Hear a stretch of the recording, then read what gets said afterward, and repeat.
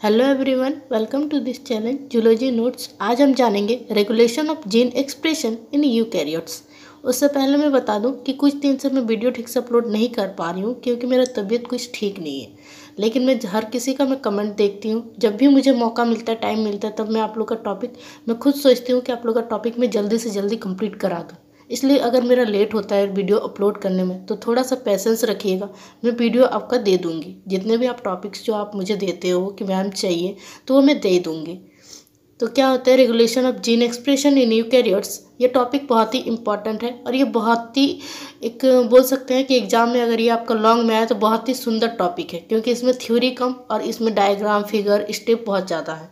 तो कोशिश कीजिएगा इस एग्ज़ाम में इसे लिखने का, और मैं बहुत ही अच्छे से इस नोट्स को लिखी हूँ। तो चलिए जानते हैं regulation of gene expression in eukaryotes. First, introduction. Eukaryotes include unicellular as well as multicellular organism. जो यूकैरियोट्स जो होते हैं वो दोनों तरह के ऑर्गेनिज्म दोनों मतलब होता है ना, इसमें क्या होता है, इसमें दोनों तरह के ऑर्गेनिज्म आते हैं। जैसे यूनिसेलुलर भी आता है और मल्टीसेलुलर भी आता है। यूनिसेलुलर का मतलब होता है कि वैसा जीव जो सिर्फ एक सेल का बना होता है, जैसे कि अमीबा। और दूसरा जो है मल्टीसेलुलर, ये क्या होता है, ये दो से ज़्यादा सेल्स का बना होता है। जैसे आप ये इसको देख सकते हैं, लीच को, है ना। उसके बाद है in multicellular eukaryotes each cell is endowed with a full set of genes necessary for the development of an entire animal। जो मल्टीसेलुलर यूकैरियोट्स में क्या होता है, हर एक सेल पूरे जानवर के डेवलपमेंट के लिए जरूरी जीनों के एक पूरे सेट से पूरा होता है, या फिर बोल सकते हैं कि संपन्न होता है। However, all the genes do not function at the same time. Only the required gene function and the other genes remain in an inactivated condition. Expression of eukaryotic genes is a tightly regulated process. क्या होता है कि हालांकि सभी gene एक ही time में काम नहीं करता है, मतलब होता है ना, एक टाइम में सब जीन काम नहीं करता है। केवल जो जरूरी जीन होता है वही काम करता है, और अन्य जीन जो होते हैं, दूसरे जीन जो होते हैं, वो इनएक्टिवेट पोजीशन में रहता है। जब जिसका काम होता है वो एक्टिव रहता है, जिसका काम नहीं रखता है वो इनएक्टिव फॉर्म में रहता है। सेकेंड है आपका stages of gene regulation in eukaryotes. Gene regulation के स्टेजेस यूकैरियोट्स में। Gene regulation occur in one और more of the following 6 stages.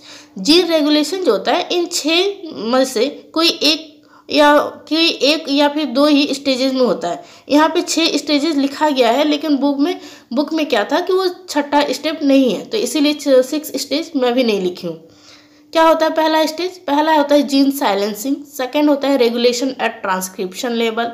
Third होता है पोस्ट ट्रांसक्रिप्शन रेगुलेशन, और फोर्थ होता है ट्रांसलेशन। फिफ्थ होता है पोस्ट ट्रांसलेशन रेगुलेशन। इसके बारे में एक एक करके जानते हैं। Gene silencing. जो जीन साइलेंसिंग जो होता है, gene silencing is a epigenetic modification of gene expression leading to inactivation of previously active genes. जो जीन साइलेंसिंग जो होता है वो जीन एक्सप्रेशन का एपिजेनेटिक मॉडिफिकेशन होता है। क्या होता है? तो एक तरह का एपिजेनेटिक मॉडिफिकेशन होता है जो पहले से एक्टिव जीन को खत्म करने का काम करता है। कि कोई जीन एक्टिव है तो उसको क्या करता है, उसको साइलेंस कर देता है कि वो और कोई काम नहीं करेगा। उसके बाद ये प्रोसेस आपको बनाना होगा। ये शो कर रहा है कि किस तरह से एक एक्टिव जीन को इनएक्टिव में बदल रहा है। डीएनए से आरएनए ट्रांसक्रिप्ट होगा, फिर एमआरएनए होगा। एमआरएनए में उसके बाद क्या होगा, न्यूक्लियर साइटोसॉल आरएनए ट्रांसपोर्ट होगा, फिर एमआरएनए, फिर 2 स्टेजेस होगा, एक प्रोटीन होगा, दूसरा इनएक्टिव एमआरएनए होगा। प्रोटीन से क्या होगा, इनएक्टिवेट आरएनए प्रोटीन बनेगा। ये फिगर आपको शो करना है, ये स्टेजेस आपको बनाना होगा जीन साइलेंसिंग में। तो जीन साइलेंसिंग में उतना थ्योरी आपको लिखने का जरूरत नहीं है, बस आप स्टेप ड्रॉ कर दीजिएगा, क्योंकि और भी क्वेश्चन होता है जो आपको एग्जाम में बनाने होते हैं। सेकेंड है आपका regulation at transcription level. Transcription level पर रेगुलेशन किस तरीके से होता है? Initiation of transcription is the most important step in gene expression. जो ट्रांसक्रिप्शन का स्टार्टिंग जो होता है वो जीन एक्सप्रेशन का सबसे इंपॉर्टेंट स्टेजेस होता है। Without initiation and subsequent transcription of the gene into mRNA, the phenotype control by the gene will not be expressed. जो होता है एमआरएनए जो होता है उसमें एमआरएनए के जीन का शुरुआत फिर बाद में ट्रांसक्रिप्शन के बिना जीन द्वारा कंट्रोल फिनोटाइप को एक्सप्रेस नहीं किया जाता है। इसमें क्या होता है, इसमें फिनोटाइप का शो ही नहीं करता है।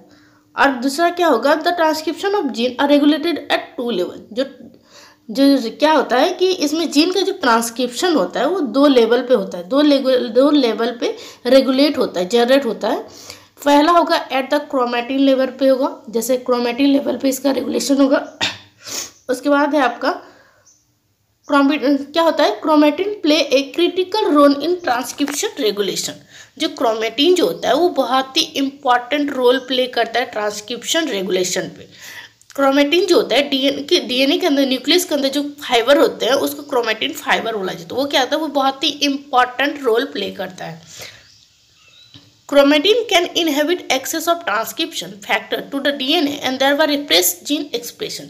क्या होता है इसमें, जो ये क्रोमेटिन डीएनए में क्या होता है, ट्रांसक्रिप्शन फैक्टर की पहुंच को बाधित करता है, या फिर बोल सकते हैं कि उसको रोकता है, और इस तरह से जीन एक्सप्रेशन को वो हटा सकता है। रिप्रेस का मतलब होता है हटाना। Gene expression is control by histone. Gene expression जो होता है वो कंट्रोल किया जाता है हिस्टोन के द्वारा। Density of histone bound to the DNA determines the strength of transcription. DNA से बाउंड हिस्टोन का डेंसिटी जो होता है वो ट्रांसक्रिप्शन की स्ट्रेंथ को पता करता है। सेकेंड लेवल है इंटरेक्शन बिटवीन रेगुलेटरी एलिमेंट। दो रेगुलेटरी एलिमेंट के बीच इंटरेक्शन। Transcription initiation involve two critical processes. Transcription जो होता है वो इनिशिएशन में दो क्रिटिकल प्रोसेस में इन्वॉल्व होता है। पहला, positioning of appropriate RNA polymerase. क्या होगा, ट्रांसक्रिप्शन के सही प्लेस पर आरएनए पॉलीमरेज का पोजीशन। दूसरा है आपका at the correct start site of transcription. Second है आपका, सेकंड जो कंट्रोल ये होगा, controlling the efficiency of initiation. Initiation की इफिशिएंसी को कंट्रोल करना। This control function depend on regulatory elements, CIS element या फिर सिस एलिमेंट बोल सकते हैं, और ट्रांस एलिमेंट। जो ये होता है इसमें आते हैं आरएनए, जैसे बोल सकते हैं कि ये कंट्रोल फंक्शन जो होता है ये डिपेंड करता है रेगुलेटरी एलिमेंट्स पर। जैसे CIS एलिमेंट में आता है प्रोड्यूसर, जैसे प्रोमोटर, इंडिविजर, वो सब रिप्रेसर, ये सब आपका CIS एलिमेंट में आता है, सिस एलिमेंट्स में आता है। दूसरा है ट्रांस एलिमेंट। ये ट्रांस एलिमेंट में आते हैं जैसे आरएनए पॉलीमरेज, कोफैक्टर्स, ये सब आपका ट्रांस एलिमेंट्स में आते हैं। उसके बाद ये आपको फिगर ड्रॉ करना है जो शो कर रहा है सिग्मा। क्या होता है, ये फिगर आपको शो कर रहा है कि जो ट्रांसक्रिप्शन होता है वो रेगुलेशन को सिग्मा फैक्टर के द्वारा किस तरीके से हो रहा है। थर्ड है आपका post transcription regulation. Regulation after transcription and before protein synthesis is called post transcriptional regulation. ये जो ट्रांसक्रिप्शन के बाद और प्रोटीन सिंथेसिस के पहले के रेगुलेशन को पोस्ट ट्रांसक्रिप्शन रेगुलेशन कहा जाता है। This regulation involve the followings. क्या होता है कि इसमें क्या, इस रेगुलेशन में क्या क्या आता है, तो mRNA प्रोसेसिंग होता है, mRNA ट्रांसपोर्ट होता है, mRNA लोकलाइजेशन होता है, फिर mRNA स्टेबिलिटी होता है। किसमें, तो पोस्ट ट्रांसक्रिप्शन रेगुलेशन में। इसमें क्या, प्रोसेसिंग जो होता है वो refers to the post transcription changes undergo by mRNA inside the nucleus. Nucleus के अंदर mRNA प्रोसेसिंग द्वारा किया गया पोस्ट ट्रांसक्रिप्शन चेंजेस को ये रिफर्स कर, मतलब ये एक तरह का रिफर करता है, उसको दर्शाता है। फोर्थ है आपका translation. Key step for regulation is the initiation of translation. For translation to begin the ribosome must assemble on the mRNA। Regulation के लिए ट्रांसलेशन का इनिशिएशन एक इम्पॉर्टेंट की स्टेप की तरह काम करता है, एक चाबी की तरह काम करता है। उसको शुरू करने के लिए, ट्रांसलेशन को शुरू करने के लिए ये की तरह का काम करता है, एक चाबी तरह का काम करता है, एक चाबी का काम करता है। राइबोसोम ट्रांसलेशन शुरू करने के लिए क्या होता है, राइबोसोम की mRNA पर इकट्ठा होना चाहिए। अगर आपको इस स्टेप का अगर शुरुआत, जो ट्रांसलेशन का शुरुआत जो होना है वो कैसे होगा, तो राइबोसोम का mRNA पर इकट्ठा होना चाहिए। A protein called eukaryotic initiation factor 2 must bind to a part of the ribosome। एक प्रोटीन जिसको यूकैरियोटिक इनिशिएशन फैक्टर कहा जाता है, या फिर इसको शॉर्ट में ELF/2 भी कहा जाता है, प्रोटीन को राइबोसोम के एक पार्ट से बाइंड करना होता है। इसको binding of ELF/2 is control by phosphorylation. ये जो बाइंडिंग जो होता है ये कंट्रोल किया जाता है फॉस्फोराइलेशन के द्वारा। ये 2 स्टेजेस आपको बनाना होगा। ये किस तरीके से, मतलब किस तरह से ट्रांसलेशन लेवल पर जीन का रेगुलेशन हो रहा है, ये आपका शो कर रहा है। अगर क्या होगा, ELF2 फॉस्फोराइलेटेड ट्रांसलेशन अगर ब्लॉक होगा तो ट्रांसलेशन का प्रोसेस नहीं होगा, वही आपका शो कर रहा है। दूसरा, अगर ELF का फॉस्फोराइलेशन अगर वहाँ पे होगा तो ट्रांसलेशन भी वहाँ पे होगा। यही 2 चीज़ आपको वहाँ पे फिर बनाना होगा। फिफ्थ है आपका post translational regulation. Regulatory mechanism can act on proteins that have already been made। क्या होता है कि रेगुलेटरी मैकेनिज्म उन प्रोटीन पर काम कर सकता है जो पहले ही बन चुका है। Here an edit can made to proteins such as removal of amino acid और addition of chemical modification। यहाँ प्रोटीन में एक एडिट किया जा सकता है, जैसे कि एमिनो एसिड को हटाना या फिर केमिकल मॉडिफिकेशन को ऐड करना।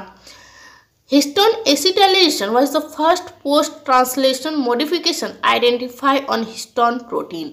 जो हिस्टोन एसिटाइलेशन जो होता है वो पहला पोस्ट ट्रांसलेशन मॉडिफिकेशन या फिर जिसे हिस्टोन प्रोटीन पर पहचाना गया है। ये आपका MCQ में पूछ सकता है, हिस्टोन याद रखिएगा, आपका हो जाएगा।